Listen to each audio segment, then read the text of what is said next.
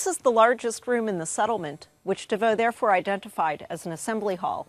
And because he found a pantry of dishes in the room opening off of it, he identified it also as a communal dining room. One of the characteristics of the community at Qumrán are their communal meals. Apparently, this sect considered participation in the communal meals to be a substitute for participation in the sacrifices offered in the Jerusalem temple. And so they would gather together regularly for communal meals. This room is also important because it helps us estimate the size of the community that lived at Qumrán. Approximately 100 to 150 people could be seated in this room side by side, which suggests that that was the maximum size of the community here. The size of the community is also related to the question of where the members of the community lived. Where could 100 to 150 people have lived in the settlement at Qumrán? Many scholars, including myself, believe that most, if not all, of the members of the community lived not inside the settlement, but in tents and huts and in some of the caves around the outside of the settlement.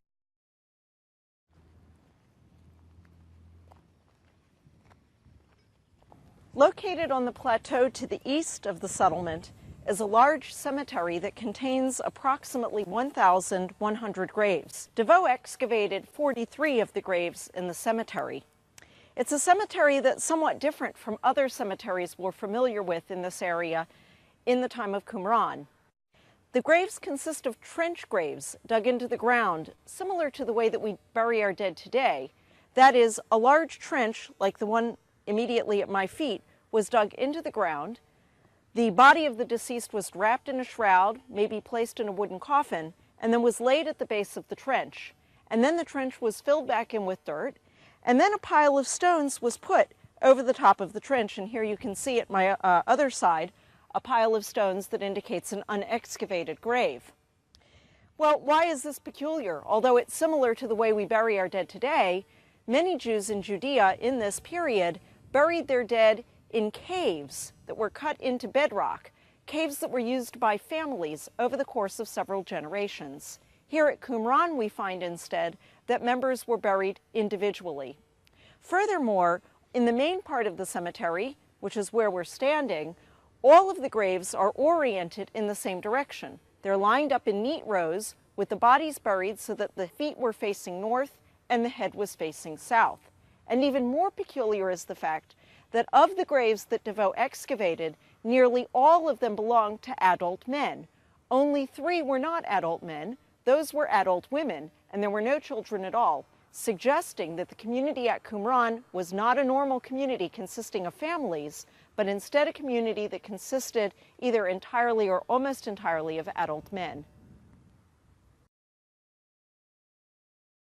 Sometimes people identify the community at Qumrán with the Essenes. Nowhere in the Dead Sea Scrolls is the word Essene mentioned, at least not by that name. Instead, this community called themselves by other names, including the Yahad, or the Unity, the Sons of Light, and the Sons of Zadok. We learn about Essenes from contemporary ancient historical sources, most importantly Flavius Josephus, the ancient Jewish historian who lived in the 1st century CE, Philo Judaeus, the Jewish philosopher from Alexandria who lived in the late 1st century BCE and 1st century CE, and Pliny the Elder, the same Roman Pliny who died when Mount Vesuvius erupted in the year 79 CE. These sources describe the Essenes as a Jewish sect with many of the same sorts of beliefs and practices that we read about in the Dead Sea Scrolls and see reflected in the archaeology of Qumrán. Furthermore, Pliny, in describing the Essenes, locates them in this same region, that is, on the northwest shore of the Dead Sea to the north of En-Gedi. And therefore, many scholars identify the Essenes mentioned in our ancient sources with the community that lived at Qumrán. There are no private dwellings in the settlement at Qumrán. Instead, all of the rooms were used for communal purposes, such as the communal dining room and assembly hall, or as workshops. I'm standing in one of the workshops, a potter's workshop, next to a kiln where the pottery was fired. The presence of a potter's workshop at Qumrán probably reflects the sect's concern with ensuring the ritual purity of the pottery that they used in their meals. It also helps explain why there are certain types of pottery, such as the tall cylindrical jars covered with bowl-shaped lids, that are found only at Qumrán and nowhere else. The fact that those tall cylindrical jars are found in the caves with the scrolls and inside the settlement also reinforces the connection between the Dead Sea Scrolls and the settlement at Qumrán. The site of Qumrán is dotted with workshops where different kinds of things were produced. Right in front of me are millstones for grinding grain. You can see that the millstone is made of a dark stone, basalt, which is not local to Qumrán. How did the people of Qumrán support themselves? We know for sure that they raised flocks of sheep and goats in the area. We know that they raised dates down by the shore of the Dead Sea, which they then processed as date honey and date wine. And they probably also cultivated grain on the plateau behind the site. Were the people of Qumrán rich or poor? Some members who joined the sect came from wealthy families, others came from less affluent families, and when they joined the community, they gave up all of their personal possessions and lived an austere lifestyle.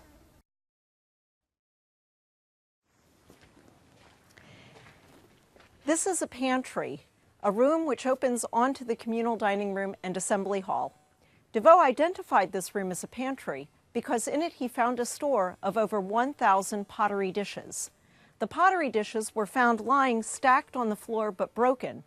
Originally, they were on wooden shelves lining the walls of this room. But when the site was destroyed by the earthquake in 31 BCE, the wooden shelves fell onto the floor, the dishes fell, broke, and because they couldn't be repaired, they were left lying on the floor and simply covered over by the inhabitants of the settlement. The dishes are also interesting because nearly all of them are open shapes, plates, cups, bowls.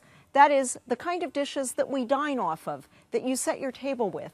And because of this, DeVoe identified the adjacent room as a communal dining room.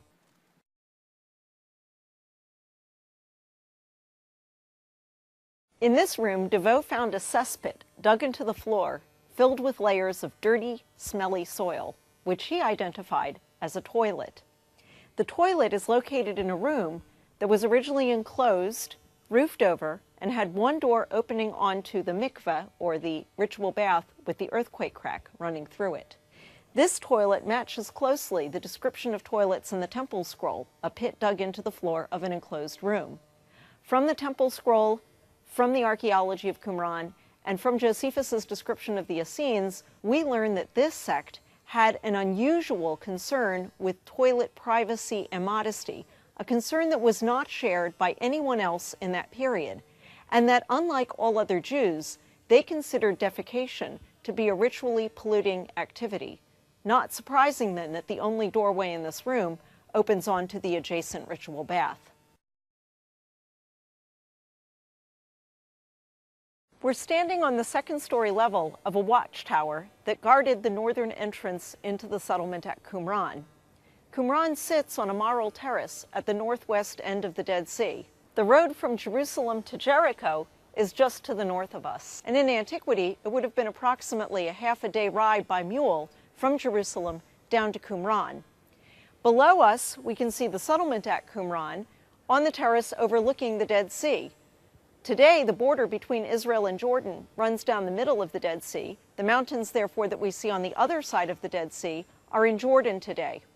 Just to the south of Qumrán, in the green area along the shore of the Dead Sea, is another site contemporary with the settlement at Qumrán at a spring called Ein Feshcha. And roughly across from us, on the other side of the Dead Sea, at the top of the mountains, is Mount Nebo. We're standing now in the middle of the site of Qumrán, walking south on top of the marl terrace on which the settlement sits, passing by one of the ritual baths on one side, and across from the ritual bath, the communal dining room and assembly hall with the adjacent pantry. And what I want you to notice as we walk here south to the southern end of the settlement is how close it is from here to the caves where the scrolls were found. In fact, it's the proximity between the caves and the settlement that reinforces the connection between the Dead Sea Scrolls and the people who lived at the site. In the winter-spring of 1946-1947, a Bedouin boy wandered into a cave in the vicinity of the site of Qumrán and found the first Dead Sea Scrolls. The cave that this Bedouin boy wandered into is what we call Cave 1 at Qumrán, which is located in the limestone cliffs behind the site to the north, approximately behind where I'm standing right now. Eventually, over 900 different scrolls were found in 11 caves in the vicinity of the site of Qumrán. The cave that we see immediately below us here, Cave 4, yielded the lion's share of these scrolls. Over 500 different scrolls were found in Cave 4, but they were found in small fragments because they've been found lying strewn on the floor of the cave. We can actually group the caves at Qumrán into different types. Some of the caves are natural caves in the limestone cliffs behind the site. Other caves, like Cave 4, are man-made caves, that is, they were actually carved out by hand into the marl terrace on which the site of Qumrán sits. In fact, many of the caves in the marl terrace are accessible only from walking within the settlement itself. We're in a room in the middle of the settlement that DeVoe identified as a scriptorium or scribe's workshop. The reason DeVoe identified this as a scribe's workshop is because of the furniture that he found in this room. This furniture was originally located at the second-story level of the room, but when the site was destroyed by the Romans in 68 CE, the second story collapsed and fell down onto the ground floor level. DeVoe picked up the pieces of the furniture, had it put back together again, and what it turned out to be were long, narrow tables and benches made out of mud brick and covered with plaster. The long, narrow tables would have been ideally suited for the preparation of scrolls, which requires putting together a series of individual sheets of processed animal hide or parchment. And if DeVoe's identification of this room as a scriptorium or scribe's room is correct, then we can reasonably assume that some of the Dead Sea Scrolls might actually have been written in this room.